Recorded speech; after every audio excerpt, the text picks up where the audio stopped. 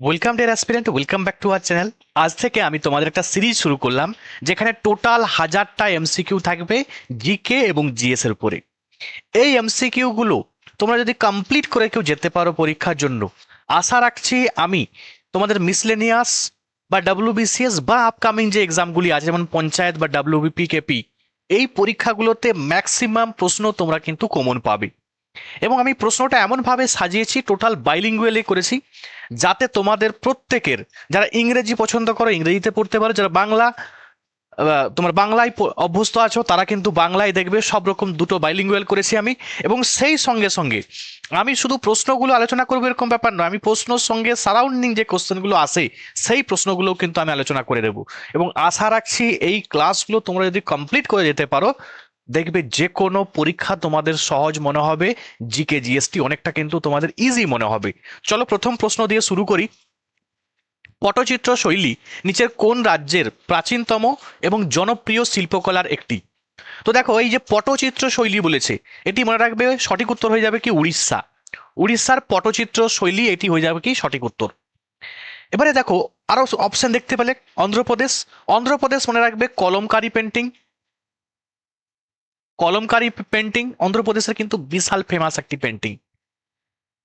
রাজস্থান, রাজস্থানে মনে রাখবে কাজলি পেন্টিং, কাজলি, কাজলি ও ফাড পেন্টিং। ফাড, ফাড পেন্টিং, এই দুটো পেন্টিং কিন্তু বিশাল ফেমাস। কোথায় না রাজস্থান। বিহারে, বিহারে তিনটি পেন্টিং বিশাল ফেমাস। একটা হচ্ছে মধুবনী, মধুবনী বা মিথিলা বলা হয় এটাকে, ঠিক আছে, এবং এবং মঞ্জুসা, মঞ্জুসা। এই দেখতে পেলে তাহলে মধুবনী পেন্টিং বা মিথিলা পেন্টিং এবং মঞ্জুসা পেন্টিং বিহারে কিন্তু বিশাল ফেমাস। তাহলে এই পেন্টিংগুলো, পেন্টিং থেকে কিন্তু প্রশ্ন আসেই আসে, খুব গুরুত্বপূর্ণ, এগুলো কিন্তু দেখে নেবে। আচ্ছা, তোমাদের বলে রাখি যে পটচিত্র, আরো একটি প্রশ্ন পড়ে, যদি প্রশ্ন এসে যেত যে কালীঘাট পটচিত্র, কালীঘাট পটচিত্র, তখন উত্তর কি হতো? তখন উত্তর তোমরা কমেন্টে জানাবে যে এটা কোন রাজ্য হবে। কমেন্টে অবশ্যই কিন্তু জানিও। একদম সহজ, আমাদের খুব কাছের রাজ্য। আচ্ছা, which of the following state is not a member of seven sister of north east India? তাহলে নর্থ ইস্ট ইন্ডিয়ার মধ্যে, মানে উত্তর পূর্ব ভারতের মধ্যে সেভেন সিস্টার রাজ্যের মধ্যে, রাজ্যের সদস্য নয় কোন রাজ্যটি? তা তোমরা জানো, এই যে নর্থ ইস্টের যে স্টেটগুলি আছে সেগুলোকে সেভেন সিস্টার বলা হয়। সাতটা রাজ্য কিন্তু ওখানে আছে। যেমন এই ধরো ত্রিপুরা আছে, মেঘালয় আছে, ঠিক আছে, অরুণাচল প্রদেশ আছে, নাগাল্যান্ড আছে, এই সমস্ত রাজ্যগুলো আছে। তাহলে এখানে সেভেন সিস্টারের মধ্যে নয় কোনটি? এই যে দেখতে পাচ্ছ Sikkim, option B, option B Sikkim. সিকিমটা মনে রাখবে সেভেন সিস্টারের কিন্তু সদস্য নন। ক্লিয়ার? আচ্ছা, নেক্সট প্রশ্ন দেখো, সিকিম থেকে অনেকগুলো প্রশ্ন পড়ে। তোমাদের প্রথম প্রশ্ন আসবে যে সিকিম কবে অ্যাসোসিয়েটিভ, ঠিক আছে, অ্যাসোসিয়েটিভ স্টেট কবে হয়েছিল? মনে রাখবে 74তম, 74th অ্যামেন্ডমেন্টের মাধ্যমে, অ্যামেন্ডমেন্টের মাধ্যমে 1974 সালে, সরি 34তম অ্যামেন্ডমেন্টের মাধ্যমে, 34 অ্যামেন্ডমেন্টের মাধ্যমে 1974 সালে এটা কিন্তু অ্যাসোসিয়েটিভ স্টেট হয়েছে সিকিম। এবং সিকিমকে ফুল ফ্লেজ স্টেট হিসাবে, ঠিক আছে, এটা পূর্ণ রাজ্য, ঠিক আছে, পূর্ণ রাজ্যর মর্যাদা কবে পেয়েছিল? না 35তম অ্যামেন্ডমেন্ট, 35th অ্যামেন্ডমেন্টের মাধ্যমে 1975 সালে এটি হচ্ছে, এই সিকিম, এটা হচ্ছে পূর্ণ রাজ্যের কিন্তু মর্যাদা পেয়েছে। তাহলে পরীক্ষার জন্য খুবই গুরুত্বপূর্ণ, এই দুটো পয়েন্ট মনে রাখতেই হবে তোমাদের, ঠিক আছে। এবং তোমরা আরো আরো হয়তো অনেকে জানো যে সিকিমটা বর্তমানে কিন্তু প্রশ্ন পড়ে যে first organic state in India. তাহলে ফার্স্ট অর্গানিক স্টেট এটা, অর্গানিক, ফার্স্ট অর্গানিক স্টেট কাকে বলা হচ্ছে? সিকিমকে বলা হয় প্রথম অর্গানিক স্টেট। মানে এখানে যে ফসলগুলি হয় সেগুলো কিন্তু সবই ওই জৈব সারের মাধ্যমে, ওখানে কিন্তু ওই কীটনাশক বা রাসায়নিক সার এগুলো কিন্তু ব্যবহার করা হয় না। ফুল একদম অর্গানিক স্টেট এটাকে বলা হয়, ঠিক আছে, মানে জৈব সারের মধ্যেই কিন্তু চাষ করা, মানে ওইখানে যে ফসলগুলি থাকবে সেই ফসলগুলো যদি আমরা খাই তাহলে আমাদের কিন্তু আয়ু বেড়ে যাবে। কারণ আমরা বাকি যে সমস্ত জায়গায় খাচ্ছি কীটনাশক, সার, বিষ, এই সমস্ত কিছু দেওয়া হচ্ছে, সিকিমটা কিন্তু বললাম ফুললি অর্গানিক স্টেট। এবং সিকিমের আরো অনেক কিছু পয়েন্ট আছে, আমি পরবর্তীতে বলবো। চলো পরের কোশ্চেনটা আমি দেখে নিই। আন্তর্জাতিক বিচার আদালতের সদর দপ্তর কোথায়? তাহলে international Court of justice, international Court of জাস্টিসের হেডকোয়ার্টার কোথায়? মনে রাখবে নেদারল্যান্ডের দি হেগ। নেদারল্যান্ডের দি হেগে কিন্তু এর হেডকোয়ার্টার আছে। দেখো, ইন্টারন্যাশনাল কোর্ট অফ জাস্টিস থেকে অনেকগুলো পয়েন্ট পরীক্ষার জন্য খুবই গুরুত্বপূর্ণ। এক হচ্ছে এর হেডকোয়ার্টার কি, এর হেডকোয়ার্টার নেদারল্যান্ডের দি হ্যান্ড। ইন্টারন্যাশনাল কোর্ট অফ জাস্টিস মনে রাখবে, এখানে টোটাল কিন্তু 15 জন জাজ আছে, ঠিক আছে? কতজন? 15 জন জাজ আছে, এবং প্রত্যেক জাজ, ঠিক আছে, কত বছরের জন্য? 9 বছরের জন্য মনে রাখবে অ্যাপয়েন্টেড হয়, 9 বছরের জন্য। পরীক্ষার জন্য খুবই গুরুত্বপূর্ণ। এবং কোনো ইন্টারন্যাশনাল কোনো সমস্যা হলে আমরা কোথায় যাই? এই ইন্টারন্যাশনাল কোর্ট অফ জাস্টিসে। সাপোজ আমাদের ইন্ডিয়া এবং পাকিস্তানে কোনো একটা এগ্রিমেন্টকে নিয়ে সমস্যা হয়েছে, তখন কোথায় যাওয়া হবে? ইন্টারন্যাশনাল কোর্ট অফ জাস্টিসে। বুঝা গেল? ওয়াশিংটন ডিসি, ওয়াশিংটন ডিসি মনে রাখবে হেডকোয়ার্টার আইএমএফ, আইএমএফ এবং এবং ওয়ার্ল্ড ব্যাংক, ওয়ার্ল্ড ব্যাংক, ঠিক আছে? ফ্রান্সের প্যারিস মনে রাখবে ওইসিডি, ওইসিডি, এফএটিএফ, এফএটিএফ এবং ইউনেস্কো, ইউনেস্কো, এদের হেডকোয়ার্টার মনে রাখবে ফ্রান্সের প্যারিস। এগুলো সবই গুরুত্বপূর্ণ, পরীক্ষায় কিন্তু বারবারই আসতে থাকে, আমি তাই কিন্তু বলে দিলাম। আচ্ছা, এবং নিউ ইয়র্ক দেখতে পাচ্ছ, এটা হচ্ছে ইউএন এর হেডকোয়ার্টার, ঠিক আছে? ইউএনও, ইউনাইটেড নেশন অর্গানাইজেশনের হেডকোয়ার্টার কোথায়? নিউ ইয়র্কে। পরের প্রশ্ন, 4 নম্বর প্রশ্ন, হোয়াট ইজ সুকন্যা সমৃদ্ধি যোজনা? ঠিক আছে, সুকন্যা সমৃদ্ধি যোজনাটা কি? দেখো, সুকন্যা সমৃদ্ধি যোজনা এটা স্পেশালি লঞ্চ করেছিলেন আমাদের ভারতের শ্রদ্ধেয় প্রাইম মিনিস্টার নরেন্দ্র মোদী। তিনি কিন্তু 2015 খ্রিস্টাব্দে এটা কিন্তু চালু করেছিলেন। তোমরা জানো নিশ্চয়ই যে বেটি বাঁচাও বেটি পড়াও, এই স্কিমের মধ্যেই কিন্তু এই সুকন্যা সমৃদ্ধি আছে। এখানে কি হয় না, এই small saving scheme for for the girl child, ঠিক আছে? কন্যা সন্তানের, বুঝতেই পারছো, তার বিবাহের সময় একটা খরচ প্রয়োজন হয় প্রত্যেক গার্ডিয়ানসের। তো এই সুকন্যা সমৃদ্ধিতে কি করবেন, একটা একটা ভালো ইন্টারেস্ট রেট দেওয়া হয়। সে কি করতে পারবে? 15 বছরের জন্য তার, মানে এটাকে 15 বছরের জন্য কিন্তু রাখতে হয়, মানে তার গার্ল চাইল্ডের জন্য, তার কন্যা সন্তানের জন্য সে কিছু কিছু টাকা কিন্তু জমাতে থাকবে আর কি, যেটা সে এককালীন পাবে, তখন তার বিবাহ বা অন্য কিছুতে কাজে লাগবে। পরের প্রশ্ন বলছে, who said swaraj is my birthright I shall have it? খুবই গুরুত্বপূর্ণ এই উক্তিটি কার? না, এই উক্তিটি হচ্ছে বাল গঙ্গাধর তিলক। পরীক্ষার জন্য খুবই গুরুত্বপূর্ণ। বাল গঙ্গাধর তিলকের একটি উপাধি লোকমান্য, লোকমান্য, পরীক্ষার জন্য খুবই গুরুত্বপূর্ণ, ঠিক আছে? তোমাদের জন্য এটি প্রশ্ন থাকলো, এই মহামান্য, মহামান্য এই টাইটেলটি কার? তোমরা কমেন্টে কিন্তু জানিও। তা দেখো, বাল গঙ্গাধর তিলক, বাল গঙ্গাধর তিলক থেকে বহু প্রশ্ন কিন্তু পরীক্ষায় আসে। তার মধ্যে সবচেয়ে গুরুত্বপূর্ণ যে প্রশ্নগুলি আসে সেগুলো আমি তোমাদের একটু একটু করে বলতে থাকি। এই বাল গঙ্গাধর তিলক মনে রাখবে ইন্ডিয়ান ন্যাশনাল কংগ্রেসের, ঠিক আছে, মানে আইএনসির প্রেসিডেন্ট কিন্তু একবারও তিনি হননি। তিনি একবারও প্রেসিডেন্ট হননি। তাহলে পরীক্ষার জন্য খুবই গুরুত্বপূর্ণ। নেক্সট যেটি বাল গঙ্গাধর তিলক সম্বন্ধে তোমাদের মনে রাখতে হবে, সেটি হচ্ছে তিনি দুটি সংবাদপত্র, মানে প্রধান প্রধান দুটি সংবাদপত্র, এক হচ্ছে কেশরী, যেটা মারাঠি ভাষায় তিনি লিখেছিলেন, এবং হচ্ছে তোমার ইংরেজি একটা ছিল, সেটা হচ্ছে মারহাট্টা, ঠিক আছে? মারাট্টা আর কি, হ্যাঁ, মারাট্টা। এটা হচ্ছে মনে রাখবে ইংরেজি ল্যাঙ্গুয়েজে, ঠিক আছে, সংবাদপত্র তিনি কিন্তু প্রকাশ করেছিলেন। ক্লিয়ার? এবং এর সঙ্গে সঙ্গে আরো কিছু গুরুত্বপূর্ণ প্রশ্ন আসে বালগঙ্গাধর তিলক সম্বন্ধে। তোমরা সবাই জানো যে হোম রুল যে মুভমেন্ট হয়েছিল, সেই হোম রুল মুভমেন্টে তিনি কিন্তু আনি বেসান্তের সঙ্গে মুখ্য ভূমিকা পালন করেছিলেন। এবং আরো একটা গুরুত্বপূর্ণ প্রশ্ন, ইনার মৃত্যু দিনে, ঠিক আছে, এনার মৃত্যু হয়েছিল 1 আগস্ট, 1 আগস্ট 1920। তো এই ডেটেই একটি রিভল্ট শুরু হয়েছিল, ঠিক আছে? তো এই রিভল্টটা কি, কোন রিভল্ট, সেটা কিন্তু তোমরা কমেন্টে জানাবে, খুব গুরুত্বপূর্ণ কিন্তু পরীক্ষার জন্য। নেক্সট, ডাব্লিউবিসিএস একটি প্রশ্ন এসেছিল, সেটি হচ্ছে তিনি দুটি উৎসব চালু করেছিলেন। একটা হচ্ছে তোমার গণপতি উৎসব, এবং হচ্ছে শিবাজি উৎসব। তো এই সালগুলো তোমাদের কিন্তু পরীক্ষার জন্য গুরুত্বপূর্ণ, ডাব্লিউবিসিএস এ আসা প্রশ্ন। গণপতি যেটা, গণপতি যে উৎসবটা, ঠিক আছে, গণপতি উৎসবটা মনে রাখবে 1893, 1893 খ্রিস্টাব্দে তিনি কিন্তু চালু করেছিলেন। এবং আরো যেটা আমি বললাম, শিবাজি উৎসব, শিবাজি, এই শিবাজিটা মনে রাখবে 1895 খ্রিস্টাব্দে তিনি কিন্তু চালু করেছিলেন। তাহলে দুটো জনপ্রিয় উৎসব তিনি চালু করেছিলেন, একটা হচ্ছে গণপতি এবং একটি হচ্ছে শিবাজি, 1893, 1895, দুটোই কিন্তু ডাব্লিউবিসিএস এ আসা প্রশ্ন। নেক্সট আমরা এসে যাই, বলছে এই যে উবুন্টু, উবুন্টুটা কি? দেখতে পাচ্ছ ম্যালওয়্যার আছে, অপারেটিং সিস্টেম আছে, হুম, তোমার এগুলো সব দেওয়া আছে। তো মনে রাখবে এই উবুন্টু হচ্ছে একটি অপারেটিং সিস্টেম। এই ম্যালওয়্যার বলতে কি না, কম্পিউটার দেখবে অনেক কিছু ক্ষতি করে, ঠিক আছে, কম্পিউটার দেখবে মাঝে মাঝে হ্যাং করে যায়, সমস্যা হয়। যদি ম্যালওয়্যার থাকে না, তো কম্পিউটারটা মনে রাখবে সমস্যা কিন্তু সৃষ্টি হয়।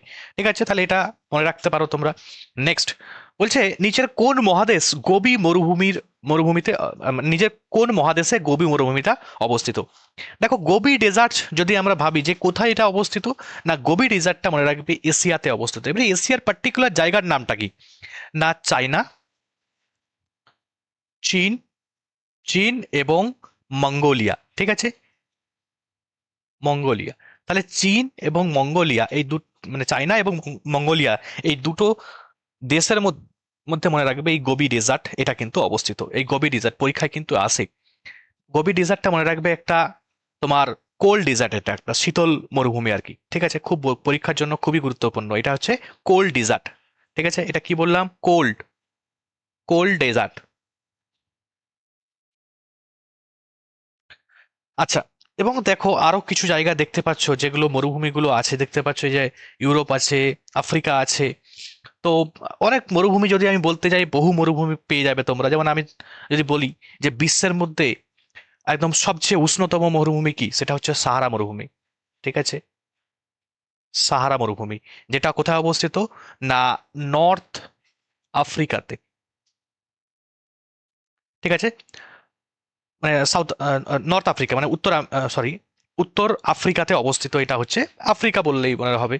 তো এটা হচ্ছে সাহারা মরুভূমি অবস্থিত। এটা মনে রাখবে বিশ্বের সবচেয়ে উষ্ণতম মরুভূমি। ঠিক আছে, এবং আরো অনেক মরুভূমি আছে, যেটা আমি বলছিলাম যে একটা প্রশ্ন পড়ে যে বিশ্বের মধ্যে একদম শুষ্কতম মরুভূমি, তাহলে এটা আমি কি বললাম? উষ্ণতম, উষ্ণতম। আর যদি বলা হয় শুষ্কতম, শুষ্কতম, শুষ্কতম মরুভূমি, তখন মনে রাখবে আটাকামা মরুভূমি। আটাকামা মরুভূমিটা কোথায় অবস্থিত? চিলিতে অবস্থিত। ঠিক আছে, আটাকামা মরুভূমিটা কোথায় অবস্থিত? চিলিতে অবস্থিত। এবং আমাদের ইন্ডিয়াতে যে মরুভূমিটি আছে তার নাম হচ্ছে থর ডিজার্ট, থর মরুভূমি। ঠিক আছে, থর মরুভূমি পরীক্ষার জন্য খুবই গুরুত্বপূর্ণ। নেক্সট আমরা দেখে নিই পরের প্রশ্ন। বলছে কম্পিউটারের কোন ভাগকে তার মস্তিষ্ক বলা হয়? ব্রেন অফ কম্পিউটার কাকে বলা হয়? মনে রাখবে সিপিইউ, সেন্ট্রাল প্রসেসিং ইউনিট যেটি। ঠিক আছে, সেন্ট্রাল প্রসেসিং প্রসেসিং ইউনিট। তো মনে রাখবে এটিকে বলা হয় কি? সিপিইউ। এটাকে কি বলা হয়? না কম্পিউটারের মস্তিষ্ক বা ব্রেন বলা হয়।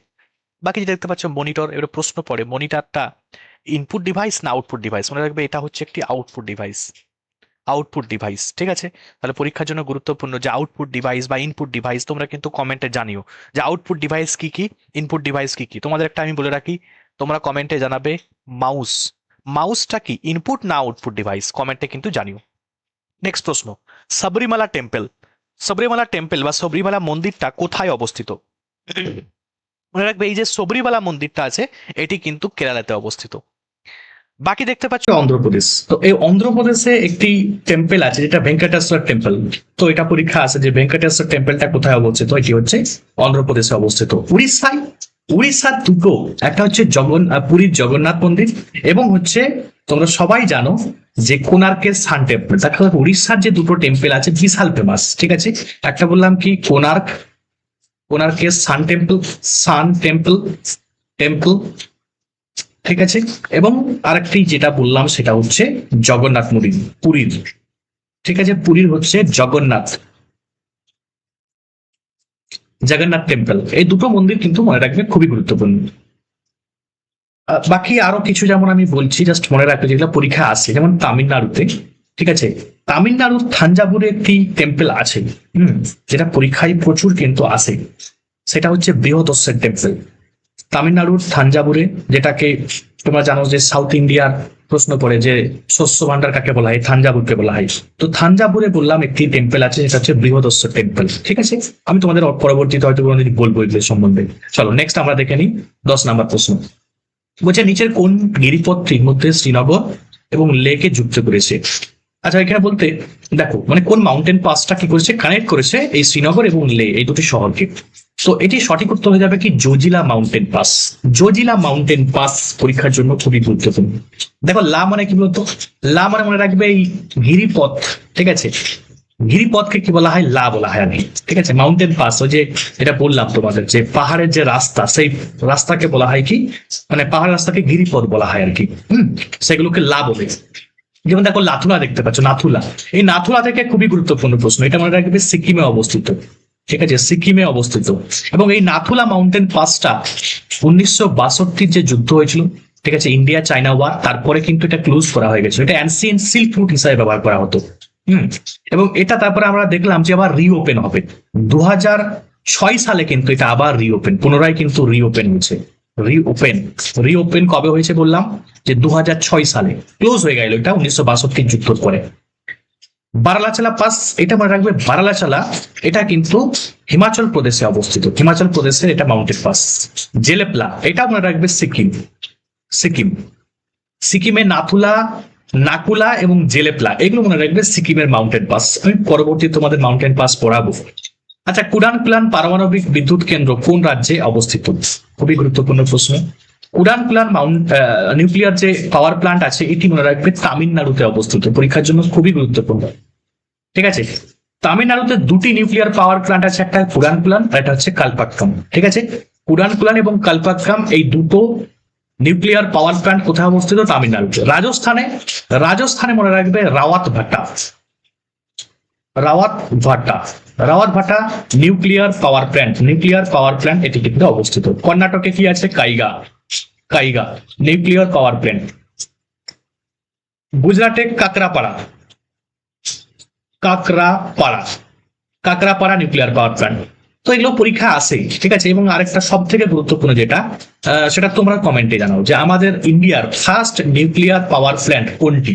ঠিক আছে, কোনটা এবং সেটি কোথায় অবস্থিত, এটি কিন্তু অবশ্যই তোমরা কিন্তু কমেন্টে জানাবে। নেক্সট প্রশ্ন বলছে, নিচের কোন মহারত্ন কেন্দ্রীয় পাবলিক সেক্টর এন্টারপ্রাইজ এর তালিকায় রয়েছে? তো এটি সঠিক উত্তর হয়ে যাবে কি না, কোল ইন্ডিয়া। তো এটা তোমাদের অপশন ডি তে একটি অ্যাড করে নেবে তোমরা, সেটি হচ্ছে কোল ইন্ডিয়া। এটা হচ্ছে কি হবে? কোল ইন্ডিয়া। তো দেখো এটা অপশনে ছিল না, ঠিক আছে, তো এটা মনে রাখবে কোল ইন্ডিয়া হবে। তো এবার আমি তোমাদের কিছু কথা যেগুলো বলছিলাম সেগুলো মন দিয়ে শুনো। এটা সঠিক উত্তর হয়ে যাবে তাহলে কি, কোল ইন্ডিয়া। আচ্ছা, এবারে কোল ইন্ডিয়া থেকে সব থেকে যদি পড়ে যে এর হেডকোয়ার্টারটা কোথায়, এই হেডকোয়ার্টার মনে রাখবে কলকাতাতে মনে রাখবে হেডকোয়ার্টার। আচ্ছা, আরেকটা প্রশ্ন পড়ে পরীক্ষায়, যে এই কোল ইন্ডিয়া কবে এস্টাবলিশড হয়েছিল, কবে তৈরি হয়েছিল? মনে রাখবে এই কোল ইন্ডিয়া এস্টাবলিশড হয়েছিল কবে? 1975, 1975 খ্রিস্টাব্দে। তোমাদের আমি বলি 1975 খ্রিস্টাব্দের কিছু ইনসিডেন্ট পরপর করে বলবো, মনে রাখো। আশা করি এখান থেকেই পরীক্ষা হয়তো কোন না কোন পেয়ে যাবে। প্রশ্ন আসবে 1975 খ্রিস্টাব্দে কি কি তৈরি হয়েছে। দেখো আমি বলে রাখি, মনে রাখো, কোল ইন্ডিয়া তৈরি হয়েছে, কোল ইন্ডিয়া। 1975 খ্রিস্টাব্দে এনটিপিসি তৈরি হয়েছে, এনটিপিসি। 1975 খ্রিস্টাব্দে আইসিডিএস তৈরি হয়েছে। এবং তোমরা জানো যে মিড ডে মিল 1995 খ্রিস্টাব্দে, 1975 নয় কিন্তু, এটা আইসিডিএস হয়েছিল 1975 খ্রিস্টাব্দে। আচ্ছা, এই 1975 খ্রিস্টাব্দে তোমরা জানো যে মাইক্রোসফট তৈরি হয়েছে, মনে রাখবে 1975 খ্রিস্টাব্দে। এবং 1975 খ্রিস্টাব্দে আমি তোমাদের বলে এসেছি যে সিকিম, ঠিক আছে, সিকিম একটি ফুল ফ্লেজ স্টেট হয়েছে, যেটা সিকিমকে তোমরা নিশ্চয়ই জানো যে এটা হচ্ছে 22তম স্টেট, 22তম পূর্ণ রাজ্যের মর্যাদা পেয়েছিল। এবং 1975 সালেই ন্যাশনাল এমার্জেন্সি হয়েছিল, ন্যাশনাল এমার্জেন্সি, যেটা কিসের জন্য হয়েছিল ন্যাশনাল এমার্জেন্সি? না, তোমার ইন্টারনাল ডিস্টারবেন্সের জন্য। তাহলে এগুলো কিন্তু তোমাদের সব মনে রাখতে হবে, আমি যেগুলো বললাম এগুলো সবই কিন্তু পরীক্ষা আসে। নেক্সট বলছে, নিচের কোন একক পদার্থের পরিমাণ পরিমাপের জন্য ব্যবহৃত হয়? তাহলে পদার্থের পরিমাণ, এটা পরিমাপ করার জন্য ব্যবহার করা হয় কি না, মোল। পরীক্ষার জন্য খুবই গুরুত্বপূর্ণ। তাহলে মোলটা মনে রাখবে, এটা পদার্থের পরিমাপের জন্য এটাকে, ইউনিটটাকে ব্যবহার করা হয়। দেখতে পাচ্ছ তোমরা এই যে টেসলা, ঠিক আছে, এই টেসলাটা মনে রাখবে যে ম্যাগনেটিক ফ্লাক্স ডেন্সিটি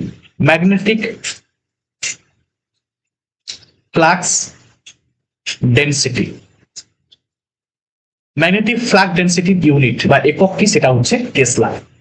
জুল তোমরা সবাই জানো যে জুলটা এটা হচ্ছে কার্য বলতে পারো, ঠিক আছে, কার্য মানে কাজ বা শক্তি, ঠিক আছে, বা আমরা বলতে পারি তাপ, তাই তো? এই তাপের একক যদি বলা হয় এসআই ইউনিট, সবই কিন্তু এসআই। আর সিজিএস ইউনিট পরীক্ষায় আছে, এর যে সিজিএস ইউনিটটা কি, সিজিএস ইউনিট মনে রাখবে আর্গ।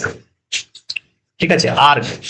এই যে তাহলে প্রশ্ন আসতেই পারে যে কার্যের একক এসআই পদ্ধতিতে কার্যের একক হচ্ছে জুল, এবং সিজিএস পদ্ধতিতে আর্গ। শক্তিরও একই জিনিস, জুল এবং আর্গ। এবং তোমরা একটি কমেন্টে জানাবে আর্গের সঙ্গে জুলের সম্পর্ক, কমেন্টে জানাবে। পরের প্রশ্ন দেখো, বলছে ভারতের প্রথম অর্ধ উচ্চ গতি ট্রেন বন্দে ভারত এক্সপ্রেস, যেটাকে ট্রেন 18 বলা হয়, এটাকে কি বলা হয়? ট্রেন 18 বলা হয়। বলছে প্রথম কোন দুটি শহরের মধ্যে চলাচল মানে শুরু করেছিল আর কি। তো মনে রাখবে এটি প্রথম হচ্ছে এই নিউ দিল্লি এবং এই বারাণসী জাংশন এর মধ্যে কিন্তু চলাচল শুরু করেছিল ফার্স্ট। পরের প্রশ্ন বলছে সেকেন্ড ব্যাটেল অফ পানিপথ, পানিপথের দ্বিতীয় যুদ্ধ কার সঙ্গে কার হয়েছিল? পরীক্ষার জন্য খুবই গুরুত্বপূর্ণ। কবে হয়েছিল সেটাও গুরুত্বপূর্ণ। তাহলে এখানে লেখাই আছে যে আকবরের সঙ্গে হেমুর হয়েছিল সেকেন্ড পানিপথের যুদ্ধ। কত খ্রিস্টাব্দে? 1956, 1956 খ্রিস্টাব্দে। আমি ব্যাকেটে বাংলাতেও লিখে দিয়েছি যাতে সবাই বুঝতে সুবিধা হয়। দেখো পানিপথে টোটাল 3টা যুদ্ধ হয়েছিল। ফার্স্ট যদি বলি, ফার্স্ট ব্যাটেল হয়েছিল কত খ্রিস্টাব্দে?